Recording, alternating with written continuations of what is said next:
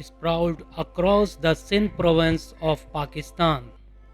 The ancient city of Mohenjo-daro stands as one of the most remarkable archaeological sites of the Indus Valley civilization.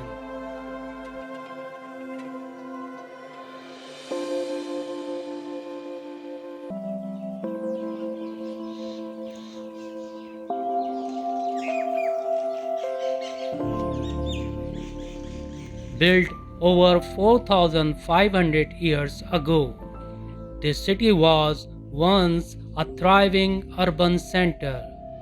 Today, we take you inside one such pioneer research project led by Dr. Uzma Rizvi. My name is Uzma Rizvi. I am a professor of anthropology and urban studies at Pratt Institute. I'm also visiting faculty at Shah Abdul Latif University in the Department of Archaeology. I'm here as the director for LIAVH, which is the Laboratory for Integrated Archaeological Visualization and Heritage, and we're working here at Mohenjo-daro.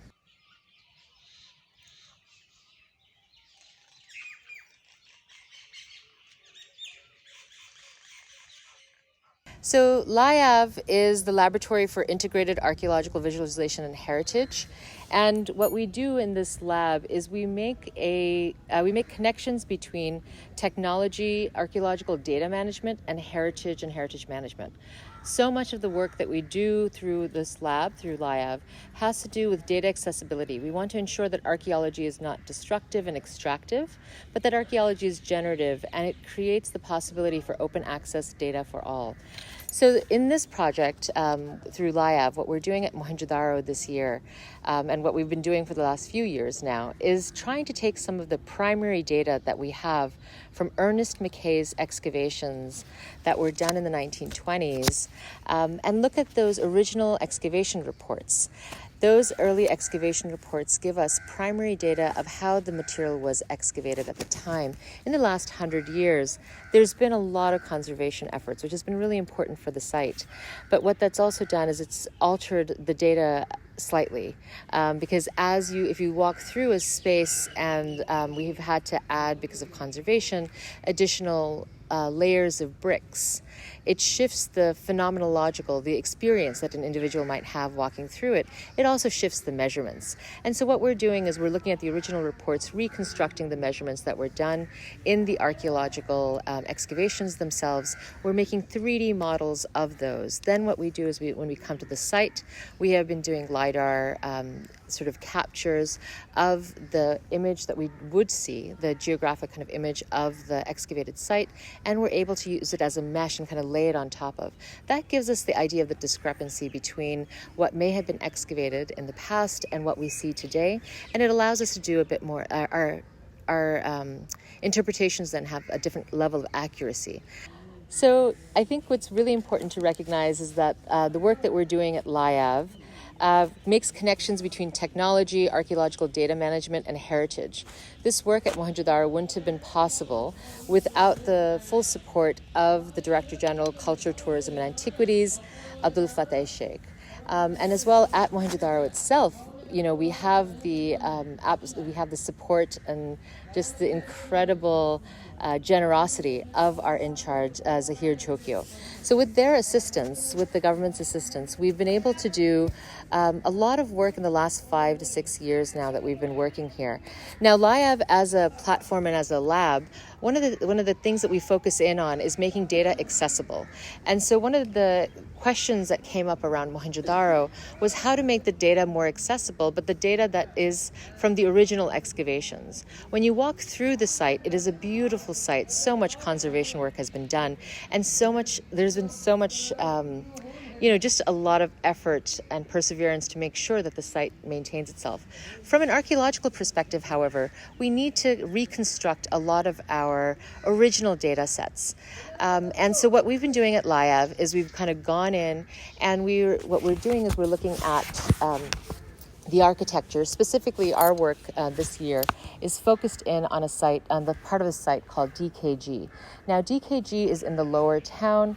One of the approaches that we've taken to the lower town architectural review is to is to do a LiDAR capture of that area. What LiDAR does is it gives us not just an image like photogrammetry, we're doing photogrammetry with drones as well, but it also gives us very specific geographic information. What that allows us to do then is to really understand the accuracy of where a wall might be. Because of human error and just human nature, when you make a map and when we would make it manually by hand, sometimes the measurements are slightly off. And so one of the things we've really been working towards, and something that archaeologists have struggled with as they've worked at Mohenjo-daro, has been to try to figure out if we can make the maps align. And so we've done a lot of work to ensure that we can find the maps that were made by Mackay, align them with, because Michael Janssen has worked here for many, many, many years. And so we want to honor the work that he has done, and so we make sure that his maps align as well. And then we use the LiDAR maps to kind of create the accuracy. So we get a sense of how much maybe everyone's sort of geographic reference points might be a little shifted. But what we do with that LiDAR then is we have, the way we are correcting for it is that we make 3D models of using Rhino, which is a software, using Mackay's original measurements. And so we're able to actually create a 3D model of a house or a couple houses or a neighborhood. And what we can do then is we can take that original 3D model and we can use whatever LiDAR polycam imagery. Polycam is an app that we use, the imagery that comes from that, and kind of lay it on top of that. So if when Mackay had excavated the wall, it might have been like 5 meters high. Right now, due to conservation efforts, and it's been 100 years, maybe now the wall is about 3 meters high. So when you walk through it, you think it might just be 3 meters high because it looks like, it is the archaeological remains. But then the measurements, if you're trying to imagine where the artifacts might go, they don't quite align. And so what we've done is we have then the Rhino model that shows us those 5 meters. So we can then actually quite accurately put in the artifacts. What that allows us to do is kind of create a stratigraphy that is more accurate and specific to the architecture, to the infrastructure, to the artifacts, kind of a multiple lines of evidence kind of approach to reconstructing the different time periods of the site.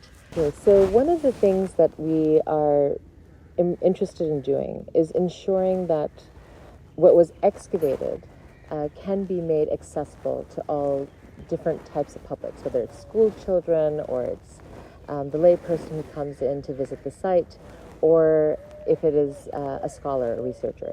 And so what we will be doing is creating a website platform that will allow you to access the information. Data accessibility is something really important to this project. The other important thing is visualization. How we get information and how we visualize information, it allows us to ask different types of questions. And that's part of what we're trying to do here at Mohenjo-daro, is look at the same data set that we've been looking at for 100 years and maybe ask different types of questions of the same material because we're looking at it differently. So data visualization is a growing field now within digital humanities as well. And it's an important field because it does allow us to really work through very large amount of data in very easy ways because you can see what's happening then. So that's one of the main aspects of our project. Another very important aspect of this project is capacity building. Now that includes training for either government officials, museum employees here, but also for students. So we work with students from SALU, but we've also been doing a lot of sort of training for junior faculty across Pakistan.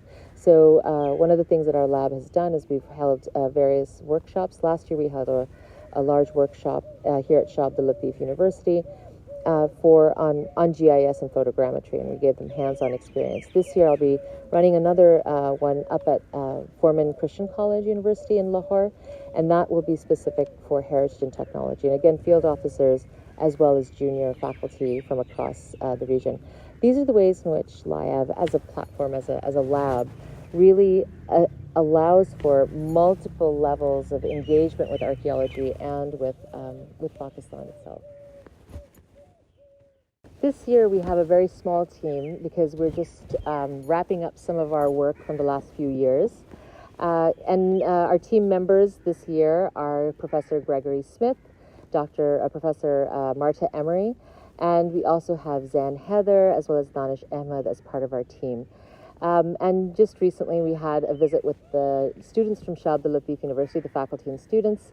And one of the things that we did, and I think this is a very important part of the kind of work that we do here at LIAVH, is to really give them a sense of what a project like this might look like. So we started off with a visit to John Marshall's house. I think it's really important for people to get a sense of who is, who's known to be the individual who's done so much work at the site. I also think it's important for the students to understand the relationship between coloniality and the ways in which interpretation happens.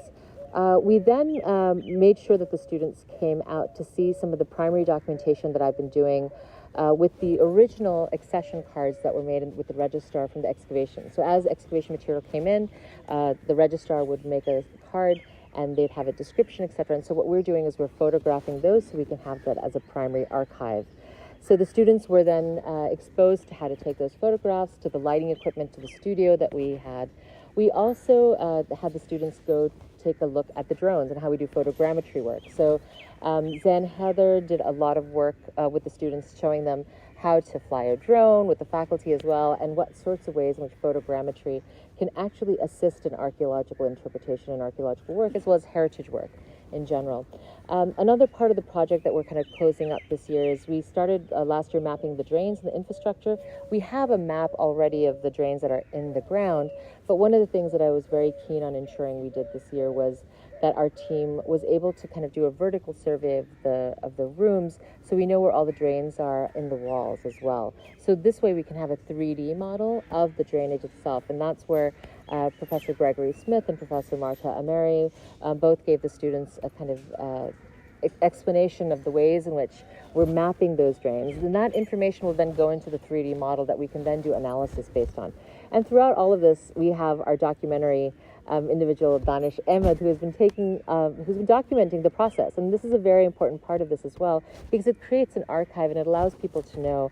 It also makes archaeology less secretive. We don't want to hide what we are doing. We want everyone to know that this is an important part of how we maintain and ensure that Pakistani heritage is accessible to everyone.